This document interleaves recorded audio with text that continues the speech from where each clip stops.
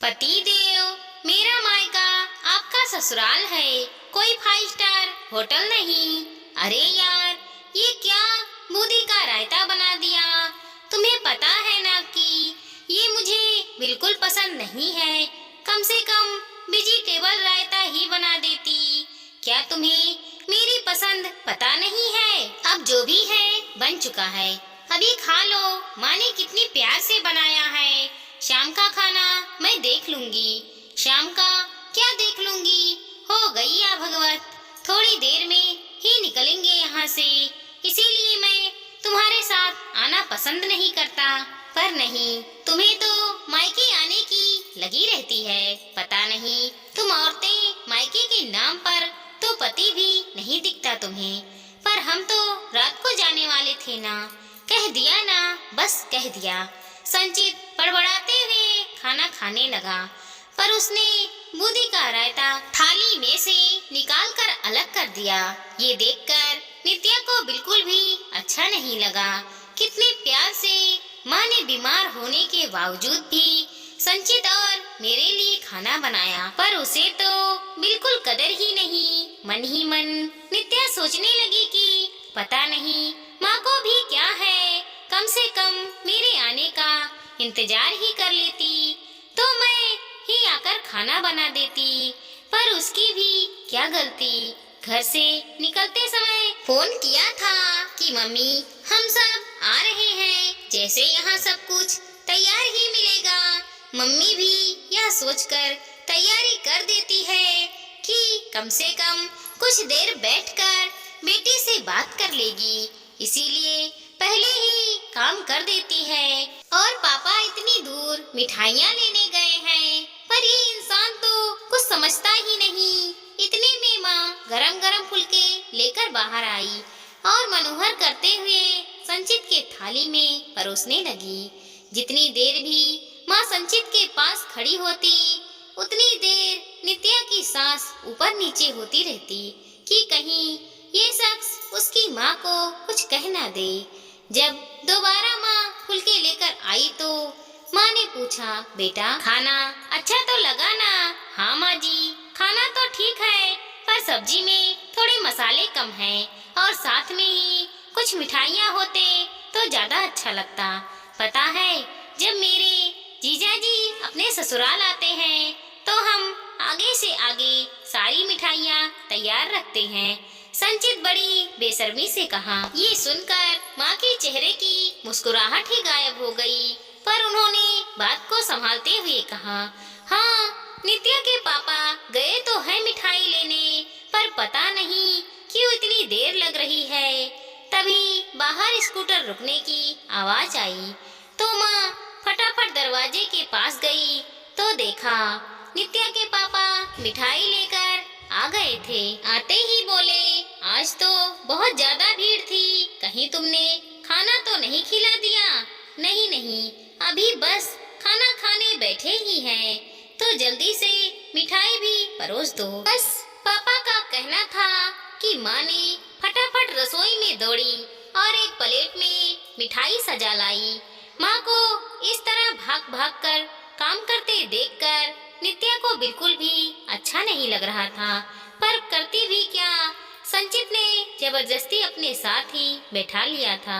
अभी शादी 3 महीने पहले हुई है, इसीलिए नया दामाद नाराज ना हो जाए सोचकर माँ ने भी उसे संचित के साथ ही बैठकर खाना खाने को कह दिया। इन 3 महीनों की शादी में संचित जब भी ससुराल आता तो माँ पापा उनकी सेवा में हाजिर रहते।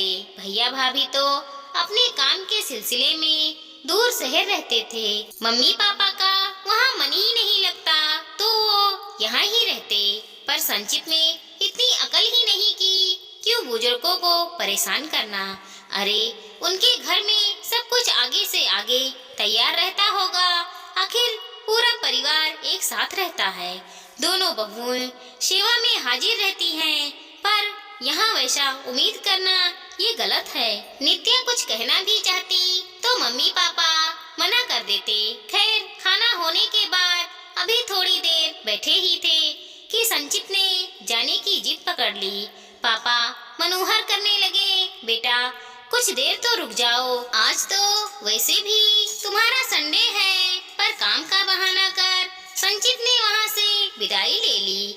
भारी मन से नित्या सचिन के साथ वापस ससुराल आ गई। उन दोनों को इतना जल्दी आते हुए देखकर सासू माँ ने पूछा, अरे तुम लोग इतना जल्दी कैसे आ गए?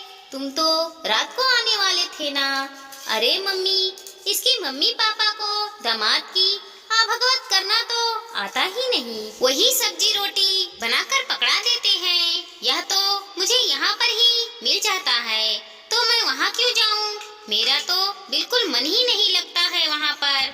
सासू माँ ने नित्या की तरफ देखा तो वो निगाहें नीचे करके अपने कमरे में चली गई। पर सचिन ने अपना बोलना बदस्तूर जारी रखा। अरे हमारे यहाँ देखो, जब भी जीजा जी आते हैं तो कैसे सब उनकी सेवा में लग जाते हैं। कितनी तरह के पकवान बना देते हैं और मिठाइयाँ उनके तो कहने ही क्या। जबकि मेरे ससुराल में क्या बनाया, पनीर की सब्जी, दाल और रायता, वो भी बूंदी का, जो मैं खाता ही नहीं। मिठाई भी खाना खा रहा था, उसी समय ससुर जी लेकर आए। अरे बाप, मैं तो अगली बार से नित्या को सुबह छोड़ आऊंगा और शाम को ले आऊंगा। जैसी तेरी इच्छा बेटा, जा तू आराम कर। वैसे भी भगवत करना हर किसी के बस की बात नहीं। सासू माँ ने भी संचित को समझाने की जगह आग में घी डालने का काम ही किया। यह बात रसोई में काम करती हुई बड़ी बहू विधि भी सुन रही थी। उसे नित्या के लिए बहुत बुरा लग रहा था। सचिन शुरू से ही बड़ बोल है। विधि के साथ भी एक दो बार ऐसी हरकतें कर चुका था। जब वो अपने बड़े भाई भाभी के साथ उनके मायके गया था, तब भी घर आकर उसने विधि के मायके वालों की मेहमान नवाजी पर प्रश्न उठा दिए थे। वो तो सचिन के बड़े भाई अनुज समझदार थे, इसीलिए बात ज्यादा आगे बढ़ी नहीं। पर खुद के ससुराल में भी यही हरकत विधि नित्या के पास गई और उसे समझा बुझाकर रसोई में ले आई। बात आई गई हो गई। कुछ दिनों के बाद ननद नीतू और उसके पति दिवेश का आना हुआ। उन्हें देखकर सचिन बड़ा खुश हुआ और नित्या से बोला, अब देखना मेहमान नवाजी किसे कहते हैं, अब पता चलेगा तुम्हें। मेरी बात सुनकर तो पूरा मुंह फूल जाता है तुम्हारा। नित्या को सचिन की बात का बुरा बहुत लगा। उसने यह बात विधि को बताई तो विधि ने कहा, फिक्र मत करो देवरानी जी, अब पता चलने ही दो। आखिर हम भी तो देखें मेहमान नवाजी किसे कहते हैं। कहकर विधि ने नित्या की तरफ देखा और बस दोनों देवरानी जेठानी मुस्कुराकर रह गईं। दोस्तों, आज की कहानी बस यहीं तक। मिलते हैं अगले वीडियो के साथ। तब तक के लिए धन्यवाद दोस्तों।